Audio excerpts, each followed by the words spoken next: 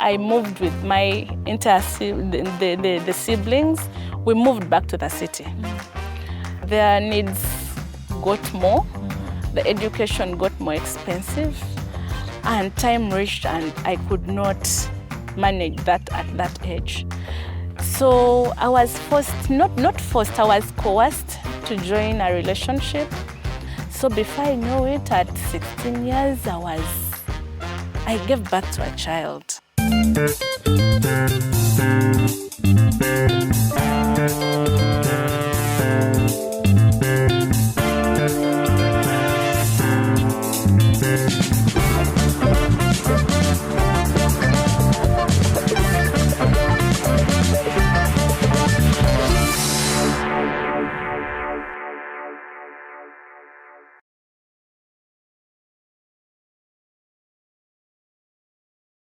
Today I'm back in Kampala to meet a very special lady called Jaclyn, who has quite the inspiring story. I originate, Gulu now inside, yeah. Oh, further into Gulu? Yeah, further into Gulu, about so many kilometers. How do you handle the heat? No, Back it at is home. better. It's better here. Yeah. At home. There it's hot. It's hot. It is very hot and people are used to the heat. Yeah. Sometimes you even watch and you're like, oh, kids even playing in the sun. And they're playing and it's so normal. Yeah. Yeah, so it's just acclimatization and getting used. What's the name of the area? The district is called Agago. It's a new district that was carved out of Kitgum.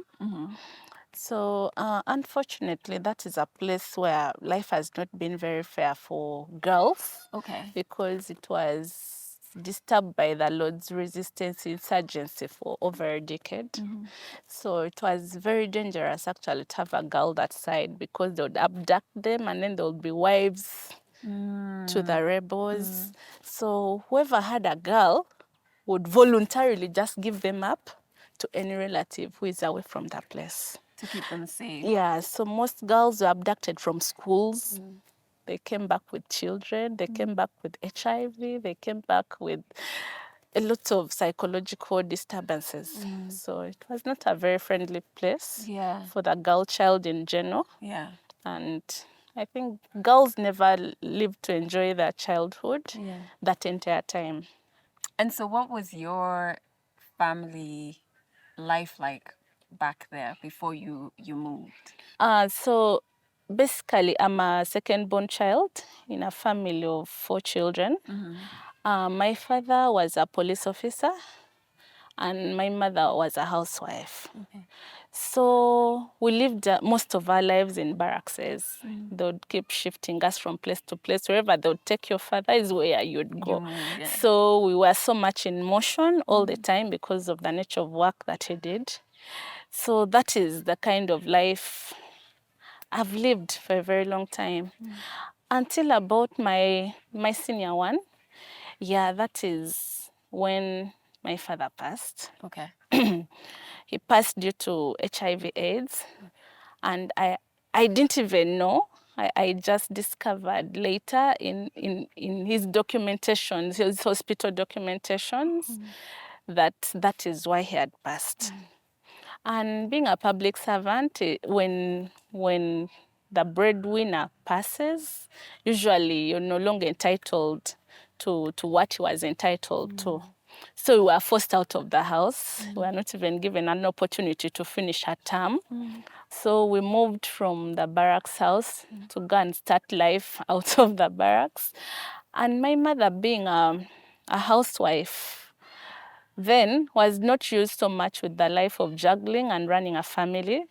So just a few months after my father's demise, she became mentally ill. Okay. She became mentally ill, and that was very traumatizing for me to see your mother, the only person you're counting on, like walking on the streets, probably naked, not even understanding what is happening to her. It was very traumatizing. So me being the second-born child, I think I was gifted differently. I'm somebody who didn't fear responsibility. So it was then that I now had to step up to stand out for the rest. So with that, I tried to reach out to a number of our close relatives that I thought would stand in for us at such a trying time. But none of them availed themselves to that, to help with that. So I was left with no choice.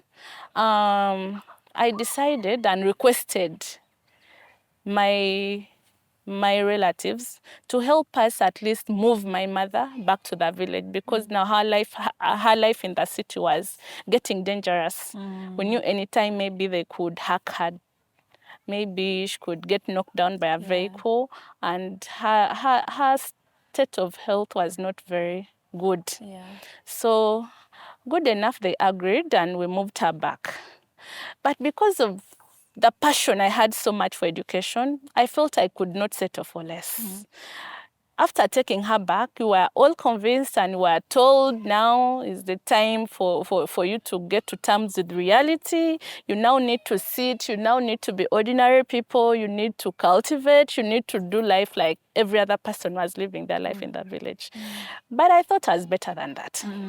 I really felt there is something more I could do to help my situation than accepting the fact that I now needed to be a local person, you know. So I forced my way out. I moved with my the siblings. We moved back to the city. As just 12 years, I could not get any, what I would call the good jobs, the formal jobs. So I settled for working in a bar. Oh, wow. But still, as my siblings grew, it was no longer sustainable. Their needs got more, the education got more expensive, and time reached and I could not manage that at that age. So I was forced, not forced, I was coerced to join a relationship. I think somebody took advantage of my vulnerability and offered to help us. Initially, it didn't appear so, because he gave us accommodation, and now the worry of accommodation was off my shoulder. So it was a relief at some point. I was now concentrating on a few things, but it later turned out into something else. So before I knew it, at 16 years, I gave birth to a child. So at 16 years, my plight worsened, because now, in addition to my siblings, I had a child. And now the relationship had turned violent. And now the promises had gone in smoke. And now I had to get to terms with reality. But still, I'm a very determined person, even with the plight, even with the violence, even with the mistreatment. I quietly got time and kept wondering. Every afternoon, I would go to look for scholarships. On my own, I would go and knock on every door that I could knock on to see if an opportunity was there for me. So many times I failed to get, because I would be judged a lot. When I tell them that I have a child, some of them would tell me we don't take care of mothers. And it only added it added a lot of worry to me, and it actually demoralized me quite a lot. But still, I knew the only solution I had to my plight, to my problem, to my home issues was education and empowerment. So I did not stop. I kept looking and did not stop. So I looked for it until, luckily, I was able to even get scholarships for my other siblings. Wow. Although me, I did not get it then. So I endured this kind of relationship. I endured a lot of suffering. I endured a lot of mistreatment. But I kept doing the odd jobs, because it was what was putting food on my plate. And I didn't despair. And every chance of anybody that I got that I felt could help me, I tried to explain to them my situation and tried to seek for help, although I didn't get it. So where I get the scholarship is I moved to FAWE, Uganda. Okay. So when I went to FAWE, Uganda, my first visit there, They told me the usual story. There are no scholarships. Wait, write your letter in case you get it. In case the scholarships are available, in case the funds are available, we shall call you. Yeah. So 1 year down the road, no one calls me. 2 years down the road, I still go back and they tell me the same thing. Write the letter again, which I did. So the very last time, I had a very bad domestic brawl with my husband then, to a point that he threw me out of the house. It was so bad that I had nowhere to go. So when I went to FAWE that time, I was desperate. I told her, no, this time I'm not here for a scholarship. I want to see the executive director. She tells me she's out of the country. Then she tells me, okay, come on Monday in the morning. So I remember that Monday, I didn't sleep. I woke up so early as the earliest at the FAWE offices. So everybody walked through to go to their desks, and they all kept watching me in a lot of surprise, but I was really that desperate and that determined. So she sat me down and asked me what I wanted. So I narrated my entire story to her. I told her how I'm very desperate. However, I'm a very bright and a performing person, because lucky enough, I had got aggregate 5 in my primary examination, which was good as a cream student. And I usually, not just usually, it was my nature to excel.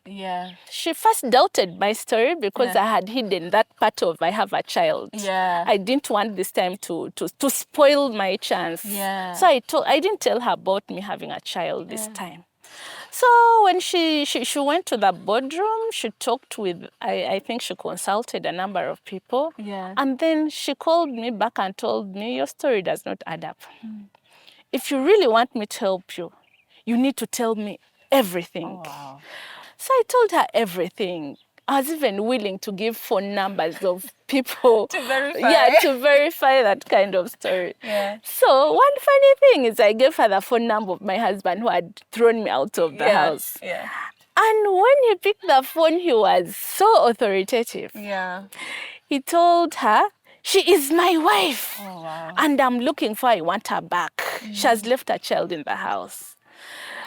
So that somehow helped. It somehow helped, because I remember her asking him, did you take any dowry to their home? And I told her, the truth is, I have nowhere to go. I am here, I've left a breastfeeding child at home, and I have nowhere to go. Oh my God. So the office assistant offered to give me where to stay for that weekend until they're able to get back to me. And they asked her to now bring me back.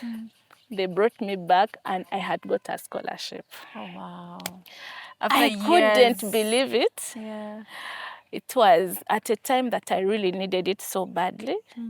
And it was not a normal scholarship. It was a scholarship that could pay my fees and even buy for me. You know, I was needy to a point that I even lacked transport. If somebody told me, get transport and go to school, that would even be a reason I would not go. So it was that bad, but the scholarship was so handy, and it really tried so much to help me in my state. And I went back to school. So now you started from high school? That was now my senior 5, because I had dropped out at senior 4. So at my senior 5, I went to a school in the East. It's called Iganga. I was now so determined to make the best. I was so determined to rewrite my story. I was so determined to edit every bad part out and leave the story as how I wanted it to be. So to start off with, I took a very, very difficult combination. I did physics, chemistry, biology, and mathematics. Which was something that was already so hard for somebody who had been out of school for all those years. And with the situation I'd gone through and everything that I'd gone through. But I knew I was capable. I really knew I was capable. So when I went back to school, it was like a walk in the park. I picked up from where I had stopped. I again began to excel. I again began to do things like I wanted. So I worked hard and I became a cream candidate again. Oh, wow. So no matter what I had gone through, I was still among the top performing, the best 2, best 3 in my class. And yeah, it was really something. I tried to give it my all. I think the rest was history. Yeah. The rest is really history. Yeah. Because after that, I was empowered. The scholarship came with psychosocial support and mentoring. Because of which I also think, what you've gone through to like help you yeah, heal. it was a general thing, Yeah. although I needed it, I think, more than anybody else needed it. So I underwent mentorships. Yeah. I had chance to confide in my mentors. I had chance to ask a lot of questions because previously in my lifestyle it has been try and error. Yeah. Trust me, whatever works, whatever has failed. We move on from it, So yeah. it has always been try and error. Yeah. So for the first time, I consulted. For the first time, I had a plan. Yeah. For the first time, I had something to follow, which was a bit clear. Yeah. It's clear Jaclyn saw the value of having a mentor help her navigate her life plans and any mental health challenges. So I wanted to find out from a mentor whether these are the issues that they prioritize. When you're mentoring these young people, what are some things you feel is important to impart to them? Is it something on a more like mental health note, or speaking to their emotions or their fears that they have about life? What are some of the things you end up talking to them about when you mentor? One, I talk about integrity. Trust yourself and let people trust you. You change gradually. Rome was not built in a day. So even if you're weak here, see how you can become better. I like talking to young people about success, successful life. I always tell them I don't like seeing failure. Yeah. The fact that you have studied, for example, even in secondary school, I used to tell them, but now in the university, the fact that you have studied and you made it to the university, many girls, many boys out there long to be where you are and didn't make it. So it means you can do better. And sincerely, I've seen my students beyond the first degree. Some are already here doing second degree. Some are even outside Uganda. They're doing masters. Some are already working. So I take a lot of pride when they succeed. Now, we have a lot of young people who are going to watch this from different parts of Africa. And so what's one piece of advice you would leave them with? Have a passion. Have a vision for life. Don't let anybody determine your life. There are very few people who will determine the lives of young people sincerely. Most of us these days in the world, I may not be among them, but most of the people in power, most of the people who are already big, they look at the youth as opportunity to progress. So I want them to know that the world is in their hands and life is like an egg. Opportunity is like an egg. If you play about with it, it falls down and disappears. The youth who are in school, concentrate. Don't let anybody abuse you. Don't let anybody give you a child you are not prepared for, early pregnancy. Don't let somebody attract you to begin drugs, drug abuse. So I really would like to tell our young people that the world is in your hand. You are the leader for today and tomorrow. And if you work hard, tomorrow will be in your hands. If you don't work hard, you're nowhere. People will laugh at you instead. So I would like to tell the youth to succeed. Work hard.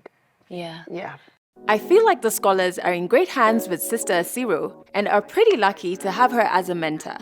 And I felt like I was in great hands with Jaclyn, who took me to experience some local Ugandan food. This is called, they call it all foods, All but basically, Yeah. basically it has matoke. Yeah. This is matoke, Yeah. smashed. Okay. Yeah, it's wrapped in banana leaves and smashed to make it look like this. This is rice, Yeah. white rice, Yeah. vegetable rice actually. Yeah. This is pumpkin, it's Irish, sweet potato, Yeah. posho. What And is this? This is posho. Posho. Posho is bread from maize flour. Okay. Yeah, this is. So is your that ugali. close to This is- ugali? Yeah, this Okay. is close to ugali. It's Okay. just that it's very refined. That's why it looks like this. Okay. Then this is greens with beans. Okay. Yeah, Actually, I very saw the beans and I wondered if they got on the plate by that's mistake. how they cook it. Yeah. They boil beans, then they put in the spinach, Okay. and then they create this. Okay. Yeah. And now. Then this is how they locally, the Banyanko, they serve millet bread. They don't include it on the plate like all the others. They put it on this so that it remains warm. Oh. Yeah, so that's the essence. Okay. Then this is goat stew. So the goat is boiled and Yeah. put with the offals. Now they steam it in banana leaves for like an hour or so. Oh wow. So it actually gets its aroma from the banana leaves. That's why I think it tastes nice. All this is done in the same saucepan. It's one big saucepan with sections. So the matoke starts down. It's the main food because they don't want to keep disorganizing it. So they make the ugali. You see how it looks like? yeah, this It was also boiled in banana. So they wrap it after mingling, and then they put it on the side, one side of the saucepan segment. Then this is also on another side. Yeah. Then this is also on another side. Then this is on another side. Then this crowns it. This sits on top. Oh. Yeah. So I have to thank you, Jaclyn, for sharing your story. I think it's very inspiring just to know that there could be somebody watching who's going through a challenge right now, but that doesn't need to be their entire life story. Good things can come if you're diligent and work hard, and there are opportunities that can help people. So your story really spoke to me about that. And thank you for bringing me to, so far in Uganda, I had not had matoke. Yeah, I think that's a sin. You can't come to Uganda and miss matoke. It's a very big sin. Yeah, so thank you for bringing me to like your favorite restaurant it is. that has a lot of different foods for me Yeah. to try out. Yeah. And it's been awesome getting to know you. Okay. Thank you so much. I'm really inspired by Jaclyn's drive to keep pushing and not give up despite the cards life dealt her. It really reminded me that despite the odds being against you, there's always a chance as long as you just keep trying. Thank you for watching. Make sure you subscribe and stay tuned to find out where we're heading to next. How are your siblings doing? I didn't talk about that. So they're all graduates. Ooh, that's great. All of us are graduates. Yeah. I have to say thank you so much for being so vulnerable, and your story is so inspiring. I'm very proud of the woman you've come to be and the leadership positions you have. And I think what's also really powerful is that you're paying it forward. So you're helping other young people. Yeah, thank you. Thank you so much.